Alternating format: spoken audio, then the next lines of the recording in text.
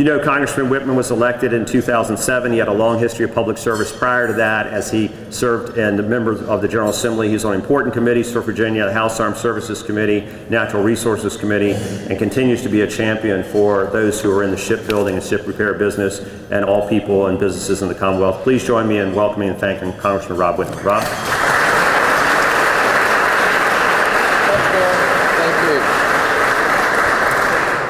Well, Barry, thank you and good afternoon. It truly is an honor and a privilege to be here with you today. I want to thank the Chamber for all of their efforts, thank all the members of the Chamber. I'd like to thank the senior senator from Virginia for yielding.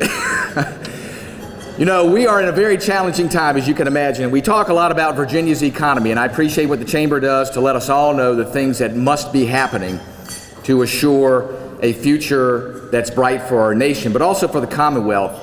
National defense is a critical part of that, and as you know, we've had a lot of debates up here recently about what needs to be in that National Defense Authorization Act, what needs to be as part of the appropriations. We all look at where Virginia is in the future and making sure we're not too reliant upon national defense, but folks, let me say this.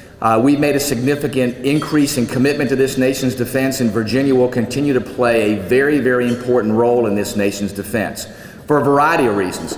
Where the innovation and creation comes from to make sure our warfighters have what they need, much of that comes from Virginia. We can't forget that. It'd be nice to take that and build upon that, but it also will remain a foundation of this nation's defense. So I want to make sure people understand foundationally where we are, and also making sure we take those advances in technology and look to apply them elsewhere. One of the things we've done in this National Defense Authorization Act is to commit some additional resources to make sure that our warfighters have exactly what they need to meet the challenges of the future. I want to make sure, too, that we find ways to get technology to the warfighter more quickly. As you know, within the Pentagon, with the way things are structured bureaucratically, it takes a long time to take technology and get it to where it needs to be. One of the first steps we've taken in this year's National Defense Authorization Act is to flatten that time period, get that technology more quickly out there where it needs to be. That's a key. We need to do a better job, too, in the resources that we use there. Those efficiencies are critical for what we need in our nation's military and using those dollars to the greatest effectiveness possible. So this year's National Defense Authorization Act takes a great step forward there. But each and every one of you in this room have great ideas about how I believe we can increase efficiencies there, how we can make sure we take that technology and get it to where it needs to be. So I want to make sure we continue that dialogue, continue the dialogue, too, about how we can build upon the assets that we have created here in Virginia that relate to serving our military, but also can be translated to other areas of our economy. I think that's extraordinarily important. We want to make sure we continue to have that conversation. But the good news in all of this is that there will be that national defense effort, both on the appropriation side, on the budget side, and on the authorization side, to make sure that our men and women in uniform have what they need, that we take care of their readiness. That means they're properly trained, properly equipped.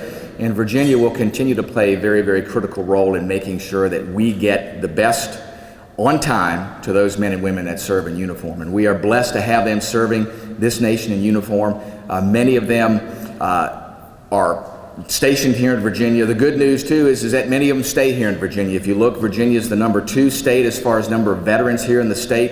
We have an obligation to make sure, too, not only do we take care of them when they're here on active duty, but we must take care of them, too, as they transfer into that veteran status. And that means we have to do more to help with our VA facilities.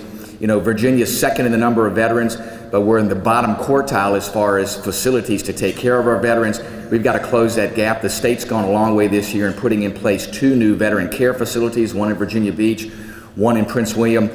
But we've got to do more. Your efforts there will help us do that. So folks, thanks again. Thanks for all that you do to make sure that we have a sustainable economy in Virginia, make sure that you continue to bring that technology, that innovation, that creation, to make sure that we meet the needs of the nation, but also the needs of the Commonwealth. May God bless each of you. May God bless our great Commonwealth of Virginia, and may God bless our United States of America.